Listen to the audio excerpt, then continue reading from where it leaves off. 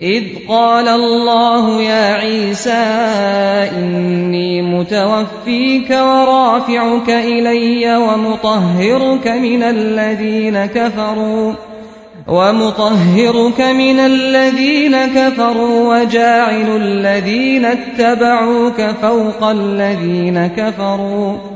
وجاعل الذين اتبعوك فوق الذين كفروا إلى يوم القيامة ثم إلي مرجعكم فأحكم بينكم فيما كنتم فيه تختلفون۔ وہ اللہ کی خفیہ تدبیر ہی تھی جب اس نے کہا کہ اے عیسیٰ اب میں تجھے واپس لے لوں گا اور تجھ کو اپنی طرف اٹھا لوں گا، اور جنہوں نے تیرا انکار کیا ہے ان سے یعنی ان کی معیت سے اور ان کے گندے ماحول میں ان کے ساتھ رہنے سے تجھے پاک کر دوں گا، اور تیری پیروی کرنے والوں کو قیامت تک ان لوگوں پر بالا دست رکھوں گا جنہوں نے تیرا انکار کیا ہے۔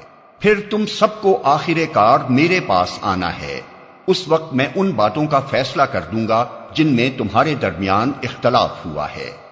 فَأَمَّا الَّذِينَ كَفَرُوا فَأُعَذِّبُهُمْ عَذَابًا شَدِيدًا فِي الدُّنْيَا وَالْآخِرَةِ وَمَا لَهُم مِّن نَّاصِرِينَ۔ جن لوگوں نے کفر و انکار کی روش اختیار کی ہے انہیں دنیا اور آخرت دونوں میں سخت سزا دوں گا اور وہ کوئی مددگار نہ پائیں گے۔ وَأَمَّا الَّذِينَ آمَنُوا وَعَمِلُوا الصَّالِحَاتِ فَيُوَفِّيهِمْ أُجُورَهُمْ وَاللَّهُ لَا يُحِبُّ الظَّالِمِينَ۔ اور جنہوں نے ایمان اور نیک عملی کا رویہ اختیار کیا ہے انہیں ان کے اجر پورے پورے دے دیے جائیں گے، اور خوب جان لے کہ ظالموں سے اللہ ہرگز محبت نہیں کرتا۔ ذَلِكَ نَتْلُوهُ عَلَيْكَ مِنَ الْآيَاتِ وَالذِّكْرِ الْحَكِيمِ۔ یہ آیات اور حکمت سے لبریز تذکرے ہیں جو ہم تمہیں سنا رہے ہیں۔ إِنَّ مَثَلَ عِيسَى عِندَ اللَّهِ كَمَثَلِ آدَمَ خَلَقَهُ مِن تُرَابٍ ثُمَّ قَالَ لَهُ كُن فَيَكُونُ۔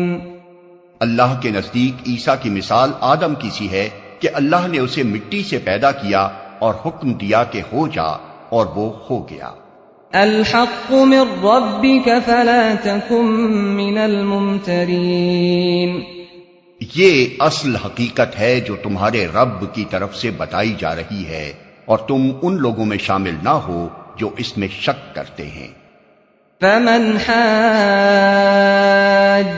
فيه من بعد ما جاءك من العلم فقل تعالوا ندع أبناءنا وأبناءكم ونساءنا ونساءكم وأنفسنا وأنفسكم ثم نبتهل فنجعل لعنة الله على الكاذبين۔ یہ علم آ جانے کے بعد اب جو کوئی اس معاملے میں تم سے جھگڑا کرے تو اے محمد اس سے کہو آؤ ہم اور تم خود بھی آ جائیں اور اپنے اپنے بال بچوں کو بھی لے آئیں، اور خدا سے دعا کریں کہ جو جھوٹا ہو اس پر خدا کی لعنت ہو۔ ان هذا لهو القصص الحق وما من اله الا الله وان الله لهو العزيز الحكيم۔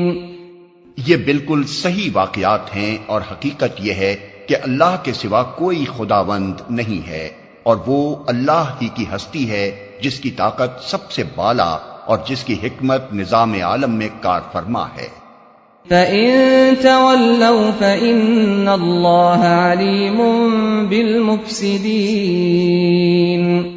پس اگر یہ لوگ اس شرط پر مقابلے میں آنے سے منہ موڑیں تو ان کا مفسد ہونا صاف کھل جائے گا، اور اللہ تو مفسدوں کے حال سے واقف ہی ہے۔